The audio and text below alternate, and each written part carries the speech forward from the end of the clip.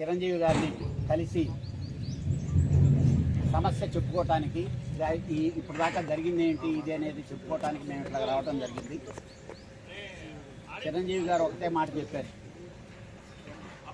ఇలా సడన్గా షూటింగ్ లాగడం బాధాకరమైన విషయం. అట్ ద సేమ్ టైం మీరు ఒక సైడ్ మీరు చెప్పారు, మీ వెర్షన్ నేను విన్నాను, అదర్ సైడ్ వెర్షన్ కూడా నేను తెలుసుకోవాలి.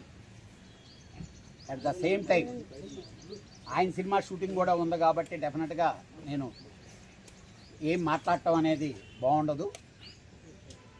అదర్ సైడ్ వెర్షన్ తెలుసుకున్న తర్వాత నేను ఈ 2-3 రోజులు మాత్రం వెయిట్ చేస్తాను.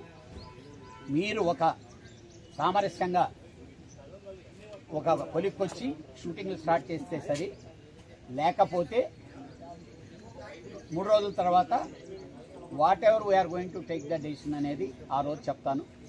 అప్పుడు దాకా సామరస్యపూర్వకంగా మీరు పరిష్కరించుకునే దానికి ప్రయత్నించండి అని చెప్పి చిరంజీవి గారు చెప్పారండి. అలాగే అందరూ పెద్దలు కూడా ఆల్ అంటే చిన్న ప్రొడ్యూసర్లు అందరూ మమ్మల్ని బతకనివ్వటం లేదు, వాళ్ళందరూ మమ్మల్ని ప్రెజర్ చేస్తున్నారు. మీ ఇష్టకానికి మీరు ఏదో మాట్లాడుతుంటే అందుకనే రేపు చిన్న ప్రొడ్యూసర్లు అందరితో కూడా మాట్లాడబోతున్నాం. అలాగే అనిల్తో కానీ ఫెడరేషన్ సెక్రటరీలతో కూడా నేను ఇక్కడి నుంచి వెళ్ళిన తర్వాత నేను వాళ్ళతో నెగోషియేట్ చేసేదానికి వెళ్ళబోతున్నాను.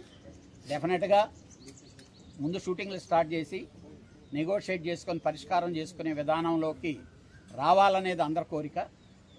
నా సాయశక్తిలో డెఫినెట్గా నేను ప్రయత్నిస్తాను. డెఫినెట్గా రేపు ఈవినింగ్ లోపల పాజిటివ్ నిర్ణయంతో వస్తామనే నమ్మకం ఉంది.